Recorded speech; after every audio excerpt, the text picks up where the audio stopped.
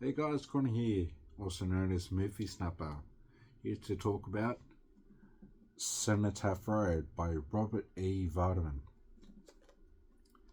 When wanting to get back into reading, I was looking up on YouTube lots of different people and came across book haul videos and came across the YouTube channel All Fiction is Fantasy, and he was talking about a series called The Swords of Ramelin by Robert E. Vardeman. He said, they were pretty good, and so I thought, hey, why not check him out? Sword and Sorcery was just kind of, in the back of my mind when I was looking up books to read and whatnot. So when I found out about Cenotaph Road, it stuck with me because of the giant spider. This character, Crack, was the saving grace of the series. Everyone kind of slammed Robert E. Vardeman's treatment of female characters, but said that the premise was entertaining enough. So I figured, you know what, let's give it a shot. So I came across all 6 in the series on eBay for a decent price and figured that I'd go all in. That's what I do, right? And yeah, so I read this pretty much as soon as I got it. So what to tell you. Okay, so we open up with the character Dar Ellen Martak. I'll put it up on the screen how it's spelled. He is accused of murdering his lover by another man who was jealous. Kin Alik Surepta. So yeah, lovely names for characters. Lan, as they call him in the book, is framed for murder, and Lan figures the only way he can escape is to travel the Cenotaph Road. You don't always know where you're going to go with the Cenotaph Road unless you have a certain tool, which comes up later in this book. So Lan escapes his world, lands in another world. It's all marsh and swamp. Barely survives, shortly comes across Crack, saves Crack from some wolves, and then Crack says, hey, if you can help me get back to my world, I have this whole mountain of treasure I can give you. And Lane is like, okay. And Crack is able to sense where the different Cenotaph Road paths are. So he said, this is the one that links to my world. Let's go that way. Just briefly, the Cenotaph Road is explained. I might not have fully understood it, but from what I could gather, it's something about entering the grave of some hero or legend whose body isn't in the grave at midnight, and then you get sucked through this Cenotaph Road. So they make it back to Crack's homeworld, and Crack longs to be reunited with his mate. And then immediately he runs away from her because, of course, being spiders, she wants him to be eaten by their young hatchlings. And he remembers, hey, that's why I left my homeworld to begin with. I didn't want to die. So he rejoins Lan. So they rescue 2 other prisoners that were being sold into slavery. And they demand to be led to the one that now rules this world that Crack is from, and they believe he can control where the Cenotaphs are or which ones they can ride to go to whichever world. And they want to also find out where these Grey Guards come from. So Grey Guards are like a military force that had made it into Lan's world, and they realize on the world that they met on the Marsh world, and then the world where Crack comes from, they all have their own Grey Guards. So of course they don't like that as well.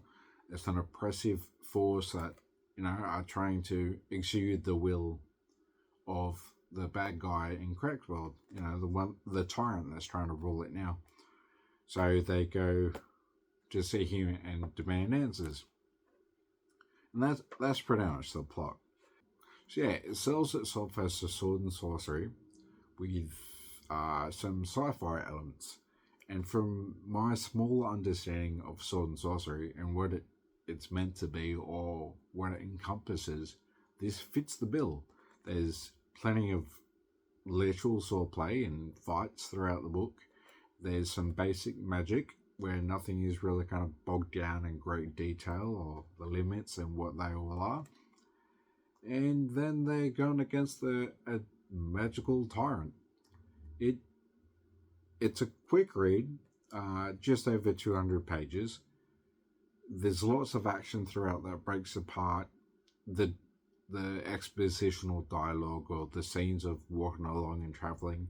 Hey, there's more sword fights. Hey, there's another fight. Hey, there's another fight. So yeah, there's a big sequence at the end of quite a lot of action. There's like 20 odd pages, and then it breaks for a little bit, and then about another 20 pages, and it all kind of builds up to the climax.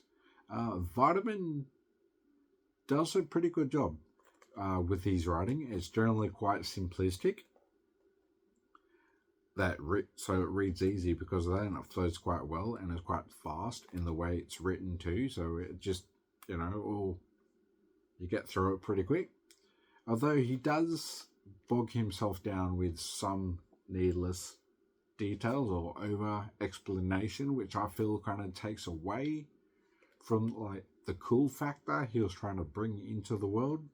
So I've got an example here, right? So in Land's world, there are demon-possessed cars to power them, right? And you think, oh, that's really cool. Until you get to here. So I'll just read a little bit. So Land's come up to this car and he goes, "Demon, are you in there?" He called to a tiny iron chamber set next to a heat exchange coil.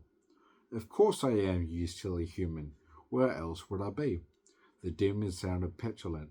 Land couldn't blame him. Here you go. Being locked up inside the iron prison and choosing only hot air molecules and discarding the cold ones seemed like tedious work.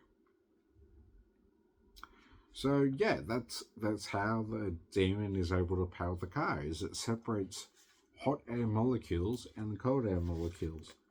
Oh wait, there is a bit more. Here we go. So let's add to the magic of the demon power cars. He hadn't been on the road 20 minutes when the demon shouted, "How much longer? My fingers are blistering, and my feet are turning cold from all the discarded molecules." So, I think he had the idea in his head, and it probably sounded cool, because he's like, I have to give a reason. But to me, it took away from the cool factor. But, and there are other little instances of that, might be a sentence here or there. I didn't write them all down, sorry. But that's that's the main one that really kind of took away from like the fantastical. There is a elder entity that Land comes across as well toward the beginning. That's how he decides to go on the Cenotaph Road. And it builds right up.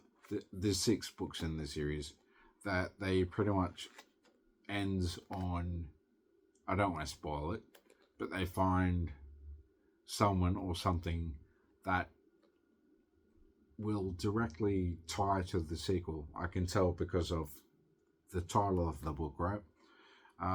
And it just seems interesting, and it was. I liked it. A solid 3 out of 5. Right on the middle of the road, just a bit more. Happy enough to keep reading. And I do like this. On the front cover, there's a quote: "Fast action, unusual characters, and fun to read. Fred Saperhagen." Now that's a pretty prestigious name to have on the front cover of your book. And yeah, so I enjoyed it. I do recommend it for that just real middle ground sword and sorcery, sci-fi kind of stuff. It's not too special, but it's good enough. It was a joy to read, really easy, fast, and I'm definitely happy enough to continue this series. Thanks for watching. Keep reading and enjoy life.